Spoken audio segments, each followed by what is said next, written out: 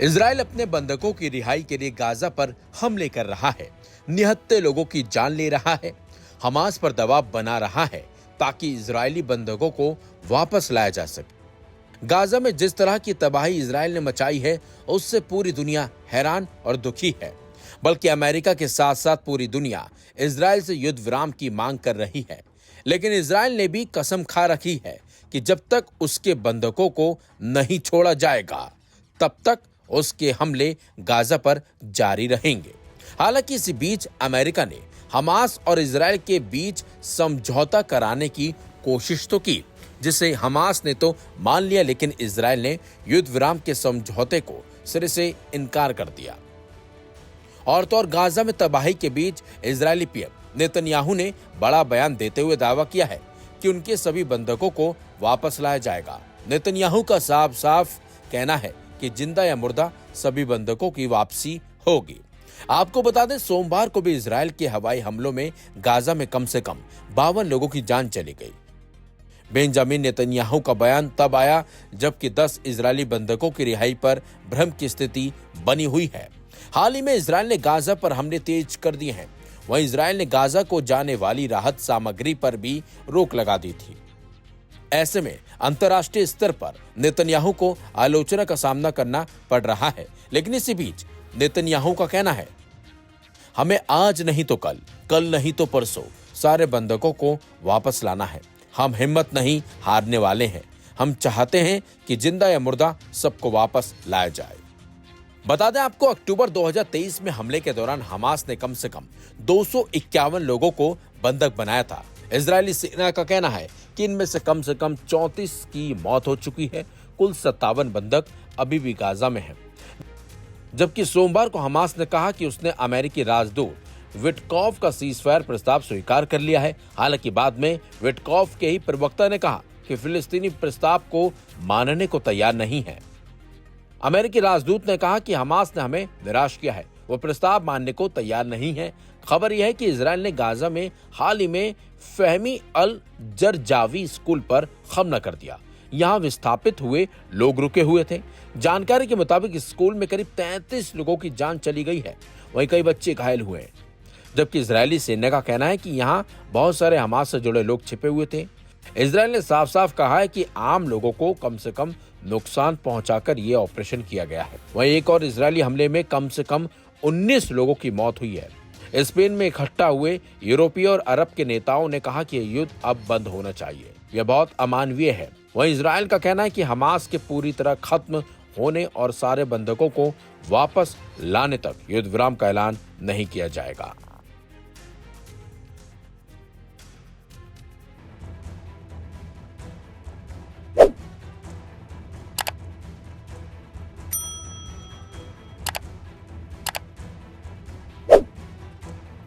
Israel ने Gaza पर जिस तरह से बमबारी की है, जिस तरह से वहां तबाही मचाई गई है, इससे गाजा में सब कुछ खत्म हो गया है। घरों के घर जमींदोज हो चुके हैं।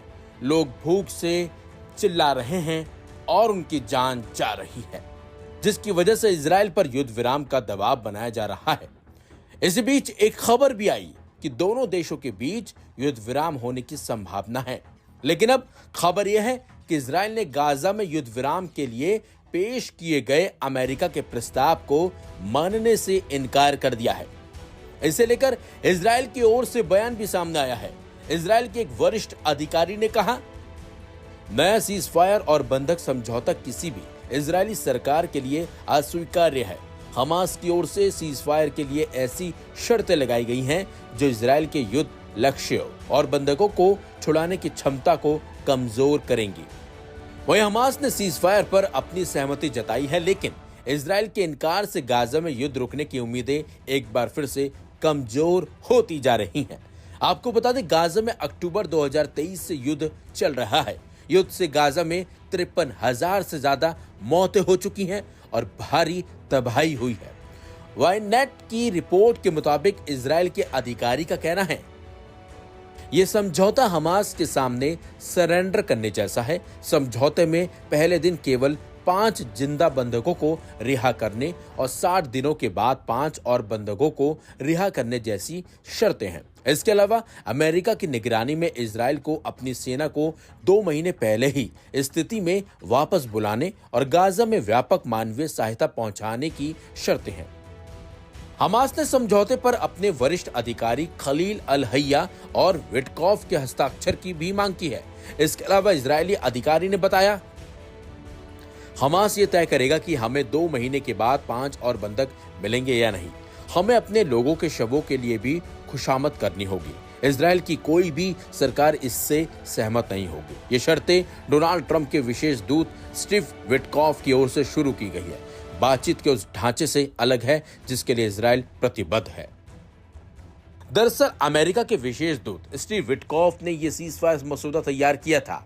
इसमें 70 दिन के युद्ध विराम और गाजा पट्टी से इजरायली सेना की आंशिक वापसी के बदले में 2 समूहों में 10 इजरायली बंधकों की रिहाई शामिल की गई है। ये प्रस्ताव मध्यस्थों के माध्यम से फिलिस्तीनी गुट हमास को भेजा गया था।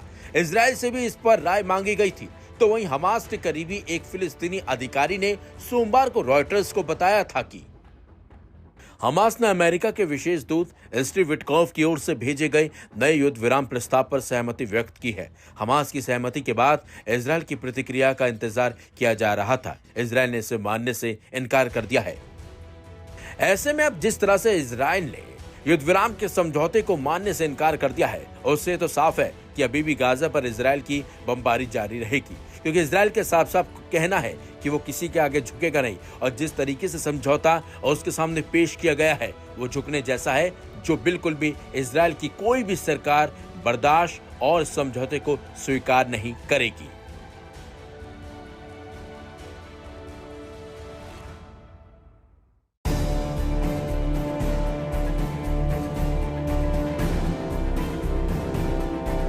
ईरान पर कभी भी हमला हो सकता है। इस्राइल ने इसके लिए पूरा माहौल बना दिया है। एक्सपर्ट मानते हैं कि अमेरिका को भी इस जंग में कूदना होगा। भले ही अमेरिका युद्ध टालने की कोशिश कर रहा हो, लेकिन इस्राइल की पूरी कोशिश है कि किसी भी बहाने ईरान पर अटैक कर दिया जाए। कैसे, आइए इसे समझने की कोशिश करते हैं। गजा में खाना खत्म होता जा रहा है। बच्चे बड़े सभी भूख से बेहाल हैं। जहां कहीं भी एनजीओ खाना लेकर खड़े होते हैं, मिनटों में खाना खाली होता जा रहा है। लोग खुद बता रहे हैं कि उनके पास अब सिर्फ 2 दिन का खाना बचा हुआ है। इस्राइल की मर्जी से जो सप्लाई हो रही है वो बेहद कम है। ऐसे में अगले 24 घंटों में गजा में 11,000 बच्चों की मौत तय है। उस पर से गजा के आसमान से इस्राएली बम कभी भी नीचे गिर जाते हैं। तबाही और मौत हर तरफ से घेर रही है गजा वालों को। दरअसल इसी बहाने से इस्राइल अमेरिका को यह समझाने में लगा है कि इन सब का जिम्मेदार ईरान है। जब तक ईरान पर हमला नहीं होगा तब तक कुछ नहीं होने वाला। गजा के समर्थन में यमन से हूती फाइटर्स या अंसारुल्लाह के हमलों को भी इस्राइल ईरान का ही मानता है। उधर न्यूक्लियर एनरिचमेंट को लेकर अमेरिका और ईरान की बातचीत भले ही जारी है, लेकिन देखा जा रहा है कि उसमें प्रेसिडेंट ट्रंप की शर्तें इतनी सख्त होती जा रही हैं कि ईरान उसे शायद ही माने। ईरान पहले ही कह चुका है कि अपने हितों को ताक पर रखकर वो झुकने वालों में से नहीं है। जो भी बातचीत होगी वो बराबरी पर होगी, लेकिन ऐसा लग नहीं रहा है। हालांकि ईरान का कहना है कि वो न्यूक्लियर हथियार नहीं बनाएगा, लेकिन उसे एनर्जी के लिए परमाणु संवर्धन की जरूरत है। वहीं अमेरिका का साफ कहना है कि ईरान को 1% भी एनरिचमेंट की इजाजत नहीं दी जाएगी। एक्सपर्ट मानते हैं कि ऐसे में बातचीत टूटने की आशंका बढ़ रही है। पश्चिमी और इस्राएली मीडिया के हवाले से जो खबरें आ रही हैं वो बता रही हैं कि जंग की तैयारी जोर शोर से की जा रही है। वहीं अमेरिका में इस्राएली लॉबी इस कदर हावी है कि हालात बिगड़े तो अमेरिका इस्राएल को मना नहीं कर सकेगा और उसे भी ईरान के खिलाफ मैदान में उतरना होगा। भारतीय डिफेंस एक्सपर्ट कमर आगा कहते हैं कि इस्राएल और अमेरिका का डीप कनेक्शन है। जूस लॉबी अमेरिका में बेइंतहा पावरफुल है। वहीं अमेरिकी कांग्रेस में भी इस्राएली लॉबी का अच्छा खासा ग्रिप है। ऐसे में अमेरिकन सीनेटर्स की तादाद भी बहुत बड़ी है जो चाहते हैं कि ईरान को सबक सिखाया जाए और अमेरिका विरोधी मुल्क जैसे चीन और रूस वगैरह को ठंडा किया जाए। यही वजह है कि ईरान भी काफी पहले से अपनी जंगी तैयारियों को अंजाम दे रहा है और वहां की आवाम भी जंग के लिए खुद को तैयार कर चुकी है। ईरानी आवाम का जज्बा ईरान इराक युद्ध के समय दुनिया ने देखा था। उस समय करीब 8 साल लंबी लड़ाई में जनता ने सरकार का भरपूर साथ दिया था। आज भी हालात बहुत ज्यादा बदले नहीं हैं। अब देखना होगा कि ईरान पर अटैक करने की इस्राएल की हसरत कब तक पूरी होती है और अमेरिका और मित्र देश इसमें क्या रोल निभाते हैं।